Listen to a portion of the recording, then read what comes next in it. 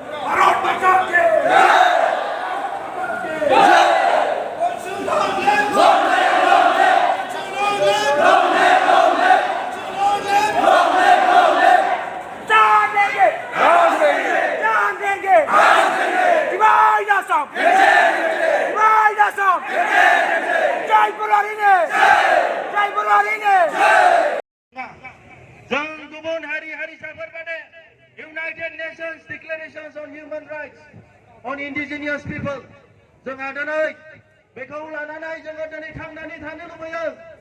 बे United Nations Declaration on Indigenous Rights-आवहाय जोङो लिरनाय दङ बे मोनसे सा थागिबि जातिफ्रा राव हारिमुखौ दिनै फोथांनो थाखाय बे मोनसे सा थागिबि हारिफ्रा गावखौ दिनै थांनानै थानो लाखिनो थाखाय दिनै मोनसे निजे खुंथाय मोननायनि जोंहा अधिकार दं। गावनि राव हारिमु थुनलाइ धोरोमखौ लाखिनो थाखाय जोंहा दिनै आलादा रायजो मोननायनि जोंहा अधिकार दङ। बेखौ लानानै जोङो दिनै बर' माहारियारि फरायसा आफादा जेब्लायबो खामानि मावलांगोन, जेब्लायबो जों आवगायलांगोन।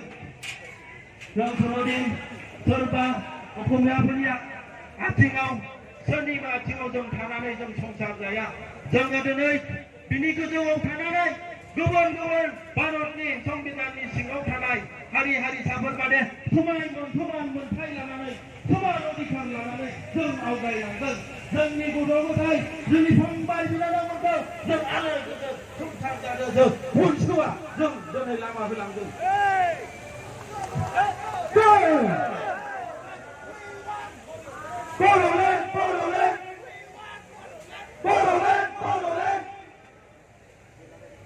दिनै उनसुआ जोङो दिनै गावनि मान सन्मानखौ जों नेवसिनानै गावनि इज्जतखौ नेवसिनानै गावनि जे मोनसे सुबिदा बेखौ जों दोनथ'नानै जों जातिनि थाखाय जों सोमावसारनो जों ओंखारगोन। उनसुआ जोंनि बंस'नि दैदेनगिरि बिथांमोना गावनि जि मर्यादा गावनि जि इज्जत सोरबा सोंखारिनायखौबाबो नेवसिनानै सोरबा जोंखौ गोखा गोखै राव बुंनायखौ नेवसिनानैबाबो आलादा रायजो सोरजिनायनि जि थांखि बे थांखिखौ मोगथां महर होनो थाखाय जेब्लायबो जानजि खाफ्रानानै जांख्रिखांलांगोन होननानै आसा आरो भरसा खालामहरो। दिनै बर' माहारियारि फरायसा आफादा जोंनि जि मोनसे राजनितिक अधिकार जोंनि जि मोनसे ट्राइबेलनि मोनथाय जोंनि जि मोनसे भारत संबिधाननि मोनथाय बेखौ लानानै जोङो दिनै आवगायबोदों। जोङो डेम'क्रेटिक भाबै गणतान्त्रिक भाबै जोंनि सोमावसारनायखौ बर' माहारियारि फरायसा आफादा मोगथां महर होनो थाखाय जों जेब्लायबो जानजि खाफ्राबाय।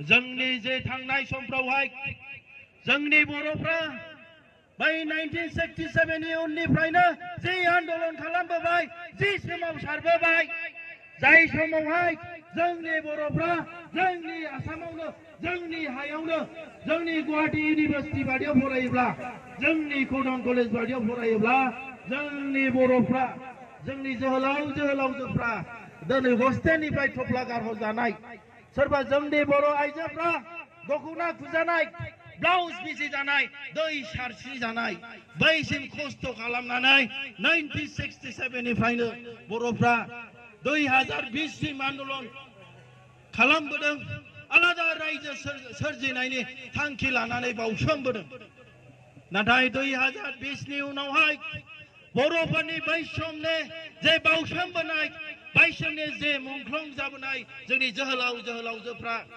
बै समनि जे मोनसे जोंनि बिब' बिनानावफ्रा जिनाहारि खालामजाबोनाय अयनाय भाबै बुथार जाबोनाय बै गफुर बादियाव दिनै बर'फ्रा दिनै आलाय सिलाय दिनै बुथार जाबोनाय बै बुमखा बादियाव जोंनि बर' बिब'फ्रा दिनै आलाय सिलाय आसाम पुलिसजों जिनाहारि खालामजाबोनाय बैफोरबादि दुखु खस्थ' बैफोरबादि जे बर'फ्रा आलादा रायजो सोरजिनो थाखाय गावनि जिउखौ बावसोमबोबाय गाव मुंख्लं जाबोबाय बिथांमोननि थांखि आरो बिथांखिखौ 2020 नि गेजेराव फोजोबस्रांनानै फैबाय जोंनि दैदेनगिरि बिथांमोना final and comprehensive solution to the demand keeping the integrity of the state of Assam होननानै बिथांमोना सुक्ति खालामनानै फैबाय जे जों बिथांमोना खेबसेयैनो जयैनो बर'फोरनि जि डिमान्ड दंमोन